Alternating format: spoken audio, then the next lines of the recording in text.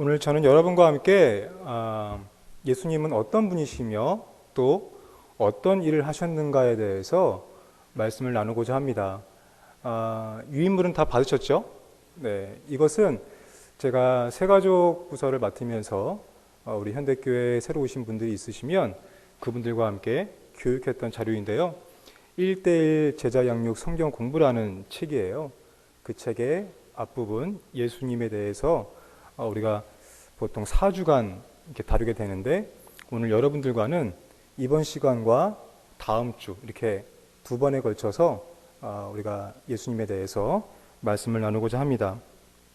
제가 그 새가족부에서 교육을 하면서 느꼈던 것은 물론 우리가 이러한 성경 공부가 복음을 처음 접하시는 분들에게도 아주 필요한 부분이지만 또 기존에 계신 성도님들에게도 아주 필요한 것임을 느끼게 됐습니다.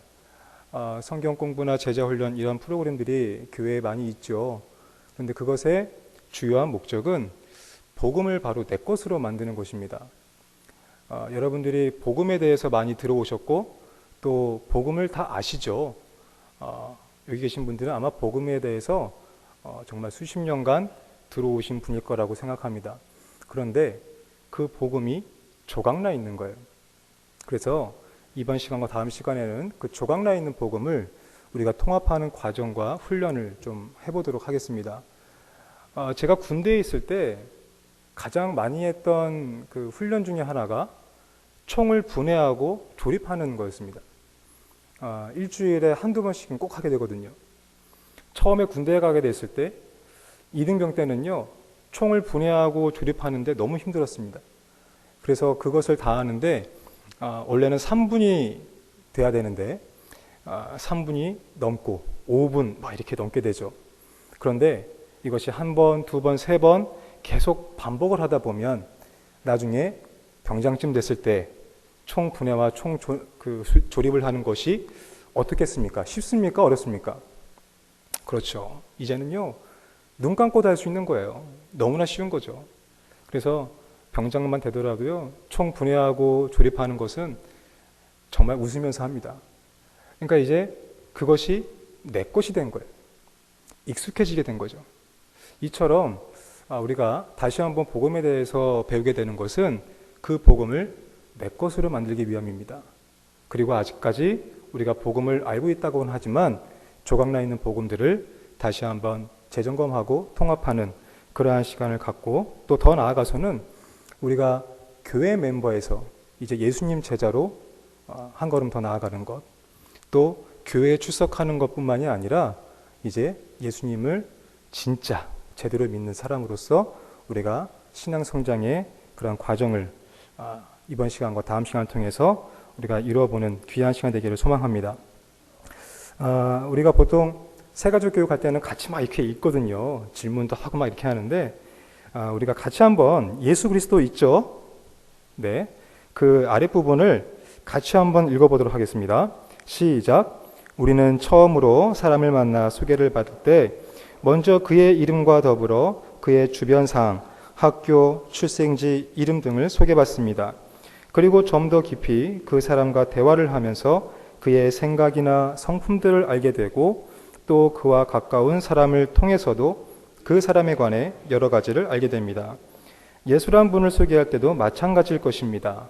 지금까지 당신은 예수를 어떤 분이라고 생각했습니까? 괄호가 있죠. 여러분들 지금 볼펜이 있으시다면 그 괄호 안에다 한번 적어보시죠. 여러분들은 지금까지 예수님을 어떤 분이라고 생각했습니까? 한번 적어보세요. 이게 꼭 시험은 아닌데요. 네, 나중에 한번 확인해 볼 수 있는 작업이 되니까 지금까지 예수님을 어떤 분이라고 생각했습니까? 한번 적어보시길 바랍니다.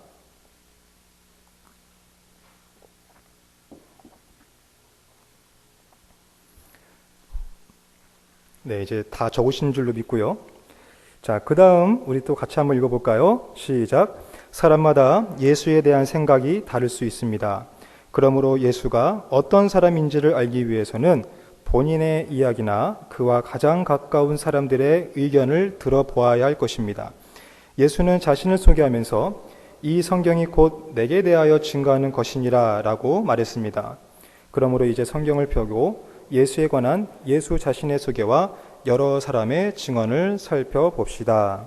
자, 그러면 이제부터 우리가 성경을 좀 많이 찾아볼 거예요. 그래서 성경에는 어떻게 예수님을 묘사하고 있고 소설하고 있는지 같이 한번 살펴보도록 하겠습니다. 처음으로 마태복음 2장 1절 1-1번입니다. 끝에 보면 다 성경 구절을 이렇게 나와 있죠. 마태복음 2장 1절.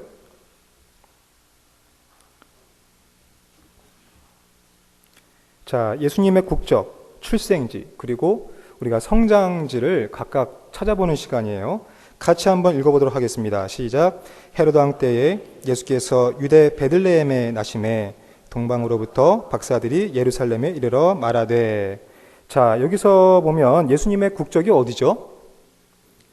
네, 이스라엘, 유대 사람이죠. 자, 그러면 출생지는 어디입니까? 네, 베들레헴. 베들레헴은 예루살렘 바로 밑에 있어요. 그러니까 지금 이스라엘 수도 그 근방이라고 볼 수가 있죠. 구약에서도 메시아 탄생을 계속 예언하고 있었죠. 그 예언이 예수님을 통해서 이제 성취가 된 겁니다. 자, 그러면 성장지는 어디인가? 바로 23절에 똑같은 2장 23절에 나와 있습니다. 자, 시작. 나사렛이라는 동네에 가서 사니 이는 선지자로 하신 말씀에 나사렛 사람이라 칭하리라 하심을 이루게 함이라. 그렇죠. 자, 예수님의 국적은 어디라고요? 이스라엘, 유대인. 그리고 출생지는요? 베들레헴. 성장지는 나사렛. 그래요. 변방이었죠. 나사렛. 자, 그러면 이제 1-2번. 예수님의 어린 시절은 어땠는지 우리가 살펴보도록 하겠습니다. 누가복음 2장 52절. 누가복음 2장 52절. 자, 예수님의 어린 시절 우리가 한번 같이 읽도록 하겠습니다. 시작. 예수는 지혜와 키가 자라나며 하나님과 사람에게 더욱 사랑스러워 가시더라. 예수님께서 성장하시면서 지혜가 자라났고 또 하나님과 사람들에게 사랑받는 자였다라는 거죠. 자, 그 다음으로 누가복음 2장 22절에서 24절입니다. 바로 앞이니까요. 금방 찾으시겠죠? 자, 다 같이 시작. 모세의 법대로 정결 예식의 날이 참에 아기를 데리고 예루살렘에 올라가니 이는 주의 율법에 쓴 바 첫 해에 처음 난 남자마다 주의 거룩한 자라 하리라 한 대로 아기를 죽게 드리고 또 주의 율법에 말씀하신 대로 산 비둘기 한 쌍이나 혹은 어린 집비둘기 둘로 제사하려 함이더라라는 거예요. 예수님도 정결 예식을 하기 위해서, 즉 모세의 법대로 율법대로 정결 예식을 하기 위해서 베들레헴에서 이제 예루살렘으로 올라갔다라는 거죠. 정결 예식의 절차는 간단합니다. 이제 번제물과 속죄 제물을 드리는 거예요. 그런데 예수님의 부모님 요셉과 마리아는 무엇으로 지금 드린다고 했죠? 산비둘기 한 쌍이나 혹은 어린 비둘기 둘로 제사하려 함이라라고 했어요. 그런데요, 우리가 이걸 보면 레위기 12장 8절에 보면 한번 같이 찾아볼까요? 레위기 12장 8절입니다.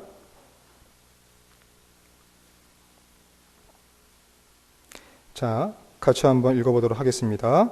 시작. 그 여인이 어린 양을 바치기에 힘이 미치지 못하면 산비둘기 2마리나 집비둘기 새끼 2마리를 가져다가 하나는 번제물로 하나는 속죄제물로 삼을 것이요 제사장은 그를 위하여 속죄할지니 그가 정결하리라. 자, 여기서 보시면 알겠지만 어린 양을 바치는데 우리가 그 상황이 미치지 못하면, 즉 그것이 상황이 안 되면 비둘기로 바치라고 나와 있죠. 그러니까 지금 예수님의 어린 시절의 상황을 보면요, 가정 형편이 어땠다라는 거예요? 부했다 아니면 조금 형편이 어려웠다. 네, 형편이 조금 어려웠다라는 거예요. 그래서 예수님의 어린 시절은 비둘기 2마리 정도를 번제물과 속죄제물로 드릴 만큼 집 형편이 그렇게 썩 넉넉한 집은 아니었다라는 것을 우리는 알 수 있습니다. 자, 그러면 이제 1-3번입니다. 그럼 성경에서 예수님이 어떻게 묘사되는지를 우리가 살펴보도록 할 텐데요. 첫 번째, 마태복음 4장 2절입니다. 마태복음 4장 2절. 다 같이 시작. 40일을 밤낮으로 금식하신 후에 줄이신지라. 자, 예수님이 어떠셨죠? 금식하신 후에 줄이셨다. 이제 배고프신 거예요. 자, 예수님도 금식하시니까 배고픔을 느끼신 거죠. 자, 두 번째로 요한복음 4장 6절입니다. 요한복음 4장 6절.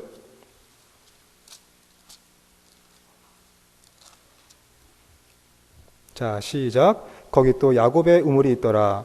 예수께서 길 가시다가 피곤하여 우물 곁에 그대로 앉으시니. 자, 예수님이 왜 우물 곁에 앉으셨나요? 네, 피곤하여. 예수님도 피곤하셨다라는 거죠. 자, 그러면 세 번째, 마가복음 4장 38절입니다. 마가복음 4장 38절.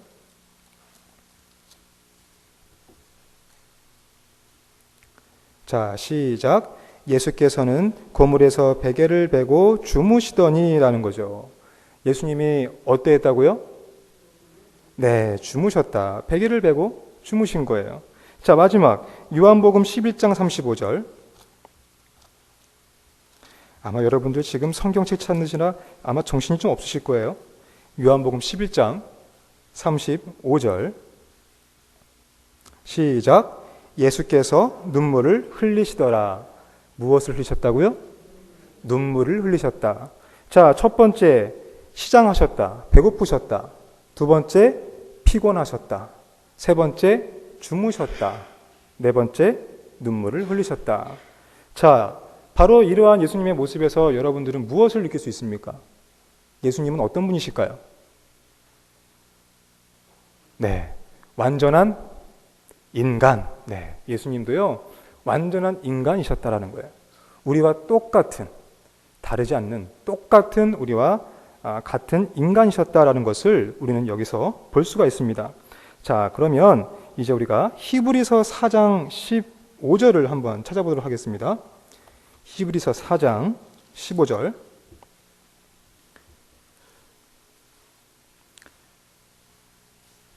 자, 시작. 우리에게 있는 대제사장은 우리의 연약함을 동정하지 못하시리가 아니요 모든 일에 우리와 똑같이 시험을 받으신 이로되 죄는 없으시니라.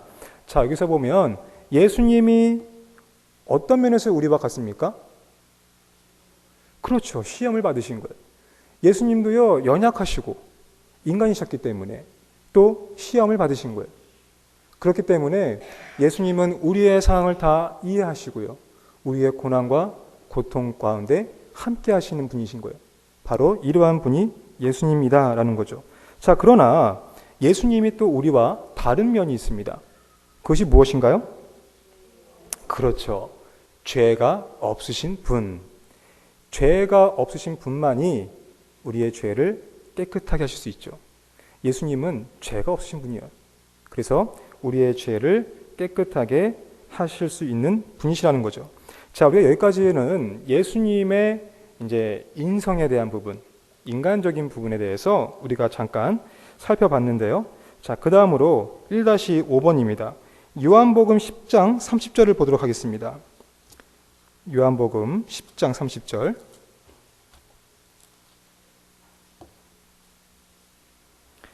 이제 여기서는 예수님이 자신을 어떻게 묘사했는지를 우리가 볼 수 있어요. 자, 시작. 나와 아버지는 하나이니라.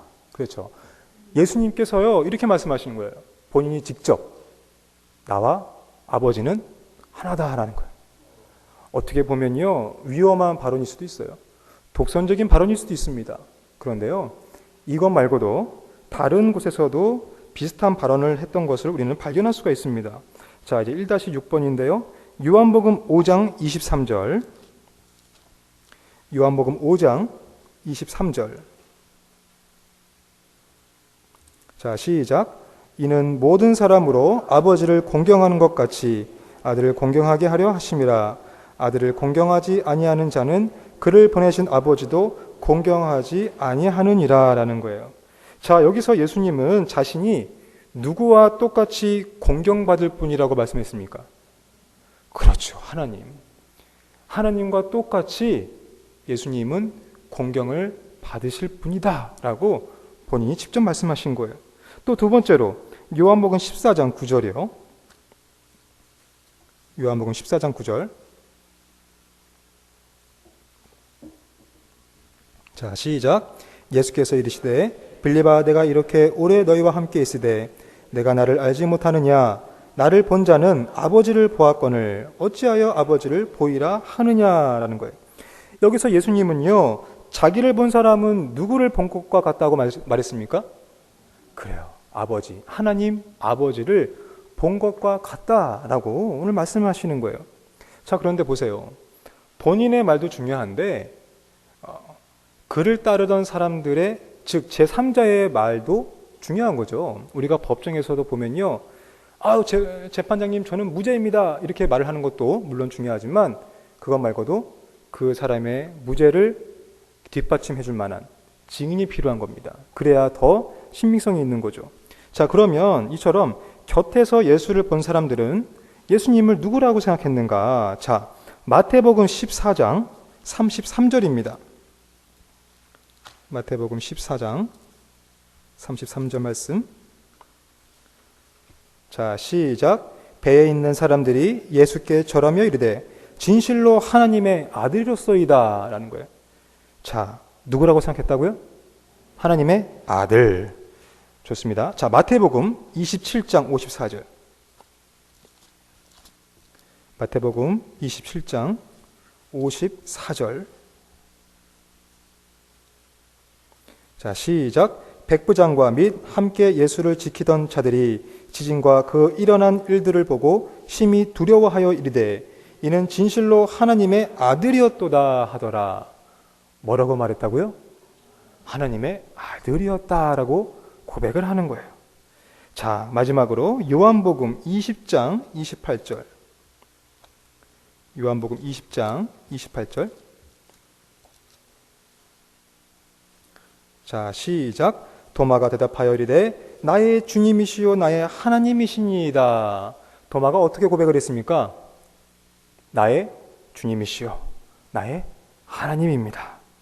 자, 예수님을 따르던 사람들의 공통적인 의견들이 바로 무엇이었습니까? 예수를 어떤 사람이라고 고백했습니까? 하나님의 아들, 그리고 하나님. 그렇죠. 그래서 우리가 지금까지 살펴보면 앞에서는 예수님의 인성 부분, 예수님이 완전한 인간이셨음을 우리가 볼 수 있었고요. 또 여기서는 어떻습니까? 예수님이 하나님이셨다라는 것을 알 수가 있어요.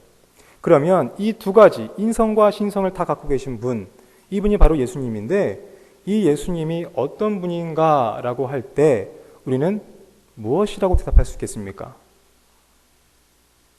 네, 우리 장로님이 거의 정답을 말씀하셨어요. 사람으로 오신 하나님. 네, 이것이 바로 예수님이에요. 우리가 성육신을 생각하시면 됩니다. 말씀이 육신을 입고 이 땅에 오셨죠? 사람으로 오신 하나님, 바로 이것이 예수님이에요. 그래서 만약에 다른 누군가가 여러분들에게 예수님이 누구입니까? 라고 질문을 한다면 여러분들의 대답은 어떠해야 합니까? 누구라고요? 예수님은 사람으로 오신 하나님, 이렇게 고백이 돼야 되는 거죠. 그래서 우리가 1-8번에 보면 한 번은 예수가 제자들에게 사람들이 나를 누구라고 생각하느냐라고 물어봤습니다. 그리고 제자들은 들은 대로 이제 예수님께 말을 했고 또 예수는 다시 질문을 했습니다. 너희는 그럼 나를 누구라고 생각하느냐? 바로 이 질문을 여러분에게 한다면 여러분은 어떻게 대답하시겠습니까? 라는 거예요. 이 부분은요, 마태복음 16장 16절에 나옵니다. 베드로가 예수님을 향해 이렇게 고백을 하죠. 여러분들 다 아는 내용이에요. 주는 그리스도시요 살아계신 하나님의 아들입니다. 그래요. 아멘이죠. 이 고백 이후에 교회가 세워지는 거예요. 예수님께서 말씀하셨죠. 그 고백 이후에 내 교회를 세우겠다라고. 주님의 이름으로 모인 여러분들이요, 교회입니다. 여러분들은 바로 이러한 신앙 고백 위에 주님을 믿고 따르고 있는 사람들이죠. 그래서 우리가 교회를 우리가 생각할 때 381년 니케아 콘스탄티노플 그 공의회에서 교회에 대한 네 가지 정의를 했죠. 교회는 하나다, 거룩하다, 보편성이 있다, 또 사도적이다. 여기서 말하는 하나가 무엇입니까? 바로 우리가 믿는 그 신앙, 주는 그리스도시요 살아계신 하나님의 아들입니다. 예수님은 사람으로 오신 하나님이십니다. 라는 이 고백이 하나가 되어야 한다는 거예요. 이 하나가 될 때 바로 저와 여러분들은 하나님을 영접하는 사람들이고 하나님을 믿는 사람들이고 하나님의 자녀가 되는 줄 믿습니다. 자, 이제 저와 여러분은요, 예수님이 누구신가에 대해서 이제 어렴풋하게나마 알았습니다. 그런데요, 어떤 사람을 우리가 제대로 알기 위해서는 그가 무엇을 했고 또 지금 무엇을 하고 있는지, 한마디로 그의 이력을 아는 것이 상당히 중요합니다. 하지만 예수님은 자신의 자서전이나 회고록을 남기지는 않으셨어요. 그렇기 때문에 그의 행적을 다 알기 위해서는 그를 따르던 사람들의 기록을 참고할 수밖에 없는 것이죠. 우리가 성경에 보면 네 가지 복음서가 있습니다. 마태, 마가, 누가, 요한이 있죠. 저는 한 가지 의문을 가졌던 것이 왜 복음서가 네 개여야 될까라는 생각을 하게 됐습니다. 여러분들은 왜 복음서가 네 개여야 한다고 생각합니까? 하나여도 충분하지 않을까? 어차피 마태, 마가, 누가, 요한복음이 제가 볼 때는 좀 다 비슷한 내용인데 왜 네 개가 필요했을까라는 거예요. 그런데 그 이유는 바로 다양한 각도에서, 다양한 관점에서 우리가 예수님을 설명하고 서술하는 것을 발견할 수가 있기 때문에 그렇습니다. 우리가 하나만 있다면 이 부분밖에 모를 텐데 이쪽도 보고 이쪽도 보고 이쪽도 보고 여러 가지 각도에서 예수님을 설명하고 또 예수님을 서술하는 것들 다양하게 또 구체적으로 우리가 볼 수 있기 때문에 네 가지 복음서가 다 필요한 것이죠. 자, 그래서 이제 그 기록들을 우리가 살펴보면서 예수님이 어떤 일을 하셨는지에 대해서 다시 한번 우리가 살펴보도록 하겠습니다. 자, 2-1번입니다. 마태복음 11장 2절에서 6절 말씀입니다. 마태복음 11장 2절에서 6절 말씀. 자, 시작. 요한이 옥에서 그리스도께서 하신 일을 듣고 제자들을 보내어 예수께 여짜오되 오실 그이가 당신이오니까 우리가 다른 일을 기다리오니까 예수께서 대답하여 이르시되 너희가 가서 듣고 본 것을 요한에게 알리되 맹인이 보며 못 걷는 사람이 걸으며 나병 자가 깨끗함을 받으며 못 듣는 자가 들으며 죽은 자가 살아나며 가난한 자에게 복음이 전파된다 하라. 누구든지 나로 말미암아 실족하지 아니하는 자는 복이 있도다 하시니라 라는 거예요. 아멘. 자, 요한이 예수가 자신이 기다리던 메시아인지를 확인하는 질문입니다. 이때 바로 예수는 어떻게 대답을 했습니까? 우리가 여기서 공통된 점을 발견할 수가 있는데요. 자, 여러분 우리가 한번 그 5절을 한번 볼까요? 맹인이 보며 못 걷는 사람이 걷고 나병 환자가 깨끗함을 받고 못 듣는 자가 듣고 죽은 자가 살아나며 가난한 자에게 복음이 전파된다. 바로 이 말씀에서 공통된 점이 뭐라고 생각하십니까? 한번 말씀해 보세요. 네. 뭐가 낫는다고요? 네. 병이 낫고요. 또 다른 분 있으세요? 네. 바로 이 구절에서는요, 공통점이 뭡니까? 바로 회복이에요. 회복. 회복이 무슨 말이냐면 원래 상태로 돌아가는 것을 의미하는 거예요. 하나님이 천지를 창조하신 그 창조의 질서대로 맹인이 보게 되고 못 걷는 사람이 걷게 되고 나병 환자가 깨끗함을 받고 못 듣는 자가 듣고 죽은 자가 살아나고 가난한 자에게 복음이 전파된다. 회복이죠. 예수님의 사역은요, 하나님의 나라의 회복에 있었습니다. 자, 그렇다면 이제 2-2번 예수의 제자였던 마태는 예수님의 사역을 어떻게 묘사했습니까? 마태복음 4장 23절입니다.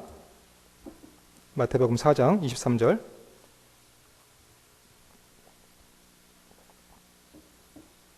자, 시작. 예수께서 온 갈릴리에 두루 다니사 그들의 회당에서 가르치시며 천국 복음을 전파하시며 백성 중에 모든 병과 모든 약한 것을 고치시니라는 거죠.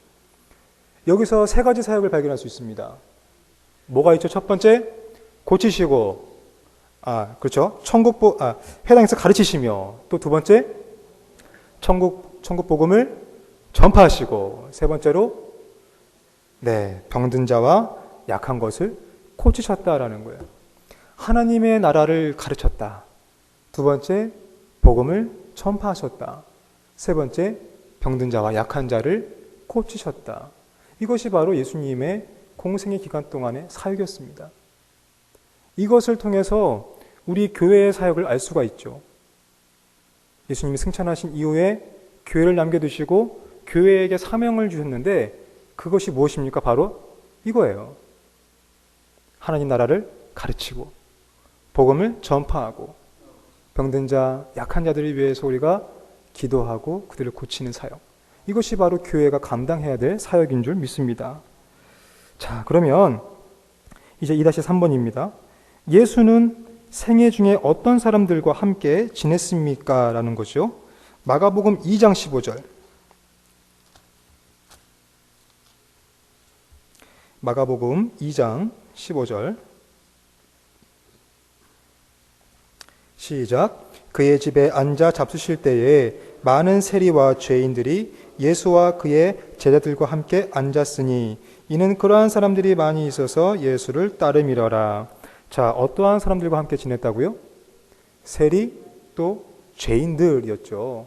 그러니까 이것은 사회적으로요, 그 당시 낙인 찍히는 사람들이었어요. 저 사람들은 죄인이다. 세리구나.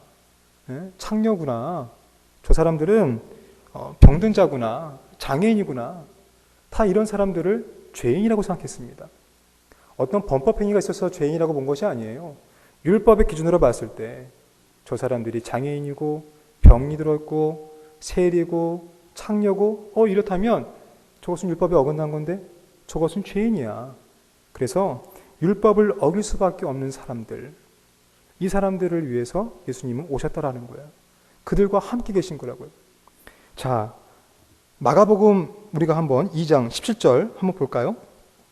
마가복음 2장 17절. 자, 시작. 예수께서 들으시고 그들에게 이르시되 건강한 자에게는 의사가 쓸데없고 병든 자에게라야 쓸데있느니라. 나는 의인을 부르러 온 것이 아니요 죄인을 부르러 왔다라는 거예요.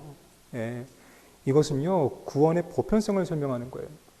그 당시 바리새인들과 서기관들은요 죄인들은 절대로 구원받을 수 없다라고 말했어요. 너희들은 죄인이야. 너희들이 그렇게 태어난 것은, 그러한 직업을 갖게 된 것은 너희들이 죄를 졌기 때문에, 너희들이 죄가 아니더라도 너희 부모들이 죄를 졌기 때문에 너희들은 구원받을 수가 없어. 그렇게 단정을 했던 거예요. 하지만 예수님은 그것이 아니라는 거예요. 그러한 사람들, 세리나 죄인들에게도 하나님의 사랑이 머물러 있고 그들도 하나님의 구원을 능히 받을 수 있는 사람이다 라고 오늘 말씀하고 계시는 거예요. 구원의 보편성을 말씀하고 계시는 거죠. 자, 여러분, 이와 같은 생애를 보낸 예수님을 우리가 볼 때 여러분들은 무엇을 느끼십니까? 어떤 부분에서 감명을 받으세요? 바로 죄인을 외면하지 않으시는 거죠. 예수님은요 절대 죄인을 외면하지 않으십니다. 우리가 죄인이죠. 누가 가장 큰 죄인이라고요? 너가 아니라 내가 가장 큰 죄인이죠. 주님은 오늘도 나를 외면하지 않으세요. 내가 정말 큰 죄인인데 주님께서는 그 죄인을 외면하지 않으시는 거예요. 바리새인들과 서기관들은 죄인들을 외면하고 자신들의 거룩함을 자랑하고 자신들의 구원에만 관심이 있었지만 예수님은 죄인들을 사랑하시고 그들에게도 하나님의 사랑과 하나님의 구원이 있다라는 사실을 알려주셨습니다. 이것이 예수님의 사역이었지만 교회된 저와 여러분들의 사역이기도 합니다. 그래서 아직도 예수님을 모르는 사람들, 또 여러분들 주변에 여러분들이 보기에도 아유 저 사람은 왜 저래? 아유 저 사람 정말 이상하네? 이런 사람들에게도 하나님은 그들을 사랑하시고 그들을 구원하기 원하신다라는 거예요. 바로 그런 사람들을 위해서 기도하시고 그들에게 천국 복음을 전파하시는 여러분들 되시길 주님의 이름으로 축복합니다. 자, 그러면 이제 2-5번입니다. 예수는 마지막으로 어떻게 죽었습니까? 라는 거예요. 이것은 우리가 성경을 찾아보지 않아도 알 수가 있죠. 어떻게 죽으셨죠, 예수님이? 그렇죠. 십자가에서 죽으신 거예요. 이 예수님의 죽음은요, 당시 여느 정치범의 죽음과 별로 다를 바가 없습니다. 그런데 예수 자신뿐만 아니라 그를 따르는 사람들도 그의 죽음에는 커다란 의미가 있었다라고 말을 하죠. 그 의미를 우리가 좀 살펴보도록 할 텐데요. 바로 십자가의 의미입니다. 마가복음 10장 45절입니다. 마가복음 10장 45절. 시작. 인자가 온 것은 섬김을 받으려 함이 아니라 도리어 섬기려 하고 자기 목숨을 많은 사람의 대속물로 주려 함이니라 라는 거예요. 여기서 십자가의 의미가 있죠. 자, 섬김 그리고 자기 목숨을 많은 사람들의 대속물로 주려 한다라는 거예요. 죄사함, 우리가 이것을 알 수 있죠. 대속물, 이것은요 순종에 의해서만 가능한 거예요. 자, 그러면 로마서 5장 8절. 로마서 5장 8절엔 무엇이라고 나와 있는가 한번 보도록 하겠습니다. 자, 시작. 우리가 아직 죄인 되었을 때에 그리스도께서 우리를 위하여 죽으심으로 하나님께서 우리에 대한 자기의 사랑을 확증하셨느니라. 아멘. 그래요. 우리가 누구일 때? 죄인일 때 예수님께서 십자가에서 죽으심으로 우리에 대한 자기의 사랑을 확증하신 거예요. 자기 희생이죠. 내어주신 거예요. 자, 우리를 너무 사랑하셔서 예수님께서 사람으로 오셨습니다. 그래서 예수님이 사람으로 오신 하나님이죠. 그래서 오셔서 하나님과 인간의 깨어진 관계를 회복하셨어요. 하나님 나라를 회복하신 거예요. 어떻게? 십자가에서. 그래서 십자가에는요 의미가 있습니다. 여러분들이 이 십자가를 보실 때마다 어떤 의미를 생각해야 합니까? 첫 번째, 사랑의 확증. 두 번째, 죄사함. 세 번째, 화평케 하심. 네 번째, 죽기까지 순종. 주님은 십자가에서 피 흘려 죽으심으로 인해서 우리에 대한 자기의 사랑을 확증하셨고 우리의 죄를 깨끗하게 사해 주셨고 또 하나님과 우리의 막혀있던 담을 허물으셔서 화평케 하셨고 이 모든 것들은 죽기까지 순종했기 때문에 십자가의 사역이 이루어진 겁니다. 이것이 바로 십자가가 우리에게 주는 의미인 거죠. 자, 그렇다면 이제 2-7번이에요. 성경은 예수님이 십자가 형벌을 받고 죽어야 했던 것은 우리의 죄악 때문이라고 말을 합니다. 여러분, 죄가 무엇입니까? 죄가 뭐라고 생각하세요? 죄는 우리가 이제 헬라어로 하마르티아라고 하는데 이것은 관역에서 벗어났다라고 하는 거예요. 미싱 더 타겟이라고 말을 하는데 이것은 즉 하나님을 떠난 삶을 의미하는 거예요. 하나님과 관계없는 삶. 하나님이 주인이 아닌 삶. 하나님을 인정하지 않는 삶이에요. 여러분, 나라에 3요소가 있죠. 나라가 형성이 되려면 3가지 요소가 필요합니다. 첫 번째 뭐였죠?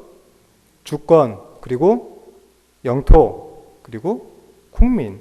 이 3가지가 있어야 나라가 형성이 되는 거예요. 그런데 처음 인간, 아담이 바로 하나님의 주권을 무시했던 거예요.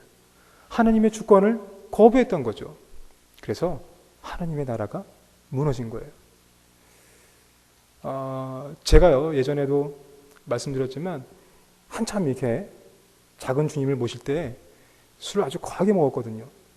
그러면 아주 거하게 먹고 들어오면 집에 들어와서 아버지 어머니를 뵈면 어디서 많이 보신 분들인데 이게 누군지 잘 기억이 안 나는 거예요. 앞에 계신 분들이 뭐라고 떠드는데 이분들이 누군지 희미해요, 기억이. 아버지인 것 같기도 하고 아닌 것 같기도 하고 술에 잔뜩 취해 있으니까 나를 낳아주신 부모님을 알아보지 못하는 거예요. 네. 여러분, 똑같아요. 죄가 뭐냐면요, 나를 창조하신 하나님을 우리가 알아보지 못하는 거예요. 나를 만드시고 나를 사랑하신 그 하나님을 내가 인정하지 못할 때 그것이 바로 죄라는 거예요. 우리가 간음하고 도둑질하고 살인하고 이것은요, 이게 죄일까요? 사회적으로는 죄라고 말을 하는데 이것은 죄의 결과입니다. 우리가 죄를 지어서 죄인이 아니라 죄인이기 때문에 죄를 짓는 거예요. 이해가 되시죠? 하나님으로부터 떠난 인간, 하나님을 내 아버지라고 인정하지 않는 삶, 하나님을 내 삶의 주인으로 인정하지 않을 때 내가 죄인이 되는 거예요. 그래서 이 죄의 문제가 해결이 돼야 우리의 삶의 터전에서 나타나는 죄의 결과들이 해결이 되는 겁니다. 자, 그런데 보세요.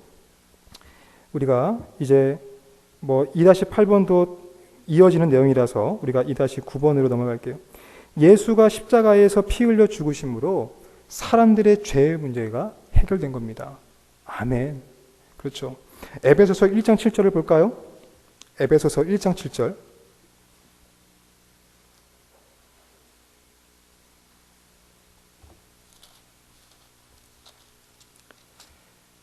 시작. 우리는 그리스도 안에서 그의 은혜의 풍성함을 따라 그의 피로 말미암아 속량 곧 죄의 사함을 받았느니라. 아멘. 예수님의 십자가의 그 피로 우리가 무엇을 받았다고요? 죄 사함. 우리의 죄가요 속량받고 깨끗해진 거예요. 예수님의 그 십자가로 인해서 우리의 죄가 해결된 겁니다. 믿으시면 아멘 하시길 바랍니다. 그래요. 그래서 이 죄에는요 저와 여러분의 죄도 다 포함이 되는 거예요.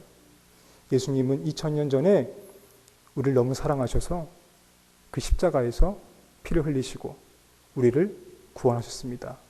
그래서 우리의 죄를 다 사해 주신 것이죠. 그래서 우리는 이제 죄의 문제가 해결된 하나님의 백성이 되는 겁니다. 자, 그렇다면 그 이외에 십자가의 피로 이 세상에 어떤 혜택이 베풀어졌습니까? 에베소서 2장 13절에서 14절. 자, 시작. 이제는 전에 멀리 있던 너희가 그리스도 예수 안에서 그리스도의 피로 가까워졌느니라. 그는 우리의 화평이신지라. 둘로 하나를 만드사 원수된 것 곧 중간에 막힌 담을 자기 육체로 허시고. 그렇죠. 예수님은요 십자가에서 죽으심으로 인해서 하나님과 막힌 담을 허물게 하신 거예요. 성소와 지성소 사이에 가로막고 있던 그 휘장을요 예수님께서 십자가에서 죽으시면서 찢으신 거죠. 그래서 그동안 내가 스스로 하나님께 나아갈 수 없었는데 이제는 예수님의 그 피로 인해 내가 하나님께 직접 나아갈 수가 있게 된 거예요. 하나님과 화평케 된 거죠. 하나님과 가까워진 거예요. 이것이 바로 십자가의 의미라는 거예요. 자, 그러면 골로새서 1장 20절도 한번 볼까요? 골로새서 1장 20절. 자, 시작. 그의 십자가의 피로 화평을 이루사 만물 곧 땅에 있는 것들이나 하늘에 있는 것들이 그로 말미암아 자기와 화목하게 되기를 기뻐하심이라. 예수님의 십자가로 인해서요 우리 인간들뿐만이 아니라 하나님과 인간, 인간과 자유한 이 모든 만물이 하나님과 화평을 이루게 된 거예요. 그래서 이 십자가의 사건은요 인간뿐만이 아닌 모든 온 우주의 구원을 의미하는 것이죠. 여러분, 그 시간을 우리가 의미할 때 카이로스와 그 다음에 크로노스가 있다고 말씀드렸지 않습니까? 크로노스는 바로 인간의 시간이에요. 수평적인 시간이죠. 쭉 처음부터 끝까지 계속 가는 시간이에요. 우리가 연대기라고 하죠, 이렇게. 그런데 하나님의 시간이 있어요. 하나님의 시간은 수직적인 시간입니다. 위에서 쾅 하고 내려오는 거예요. 인간이 살아갈 때 하나님의 시간이 위에서 쾅 하고 내려오는 거예요. 이게 뭐예요? 십자가예요, 십자가. 예수님을 믿는 사람들은요, 크로노스의 시간에서 살고 있지만 또 어떤 시간이 있습니까? 바로 카이로스. 하나님을 만나는 시간이 있는 거예요. 인간의 시간과 하나님의 시간이 교차될 때 이 교차점에서 하나님의 은혜를 경험하게 되는 겁니다. 하나님을 만나게 되는 거예요.